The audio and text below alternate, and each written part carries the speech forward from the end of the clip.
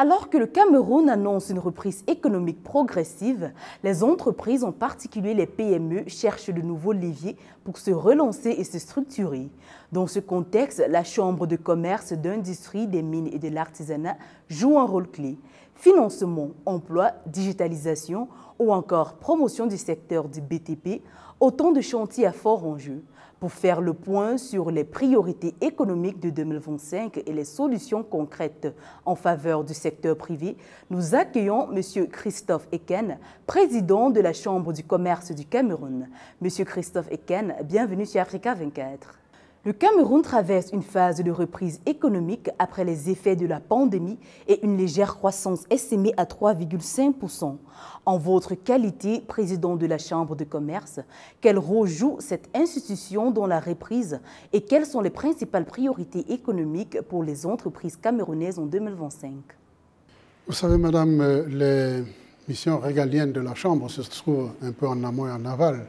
Nous sommes un peu comme un pont entre le service public et le service administratif.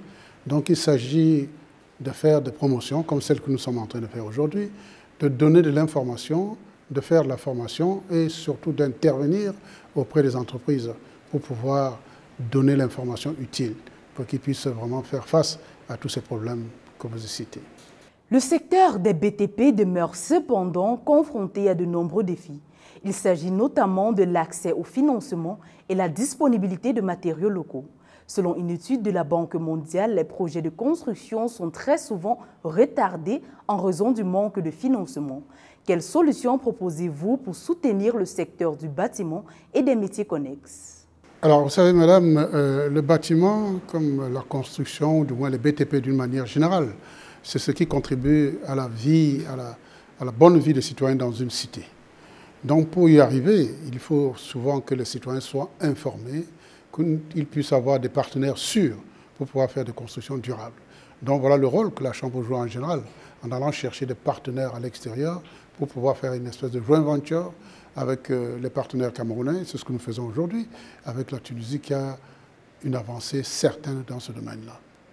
En s'appuyant sur les chiffres de la Banque des PME, les PME représentent environ 95% du tissu économique camerounais, qui est moins de 20% des PME camerounais qui bénéficient d'un financement bancaire et ont accès à des investisseurs. Que propose votre institution aux PME camerounaises pour accéder au marché financier et évoluer vers les perspectives plus prometteuses?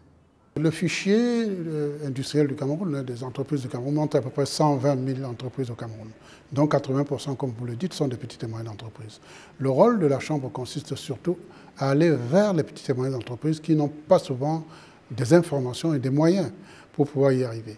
Donc nous avons créé un centre d'incubation pilote qui se trouve ici à Douala, sur plein d'un hectare, qui permet de former les jeunes et de pouvoir les accompagner dans leur installation. Et en cela, je tiens à remercier les ministères de tutelle et les ministères de petites et moyennes entreprises qui ont accordé des moyens pour que ces jeunes-là puissent s'installer et poursuivre leur travail. Et pendant les années de Covid, nous en avons formé un certain nombre.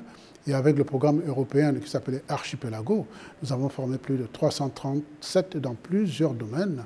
Et aujourd'hui, effectivement, la problématique qui se pose, c'est de pouvoir les accompagner, de pouvoir les installer. Et en cela, nous recherchons des partenaires qui puissent les aider, des partenaires qui ont surtout l'expérience, qui puissent les aider à aller de l'avant. Les secteurs comme le bâtiment, mais aussi l'industrie et les services sont des créateurs d'emplois essentiels pour les jeunes au Cameroun. Comment la CIMA accompagne-t-elle les acteurs du secteur pour améliorer la formation professionnelle et renforcer l'employabilité dans ces secteurs? Alors, madame, je dois vous rappeler d'abord que la Chambre n'est pas une banque. Ça, il faut qu'on écarte cela. Nous ne finançons rien. Par contre, nous apportons de l'information, nous créons des relations de relationship entre les entreprises. Aujourd'hui, nous sommes à AfriBat 2e édition avec un pays qui a une expérience certaine depuis des années, qui en est à sa 25e session de Medibat, et nous apportons donc l'expérience que ce pays a en cherchant des partenaires ici au Cameroun. Vous savez, le bâtiment est l'un des secteurs, et les économistes disent souvent quand le bâtiment va, tout va. Donc ce secteur est très florissant, comme vous l'avez dit, dans notre pays. Et il s'agit donc d'apporter de l'expérience que les Tunisiens ont avec les Camerounais pour qu'ils puissent se mettre ensemble pour résoudre un certain nombre de problèmes. Aujourd'hui, j'ai appris en passant, parce que vous savez, quand on crée ce genre de relationship, on n'a pas toujours les échos. Quand les gens vont faire des affaires, ils ne vous en parlent pas tellement.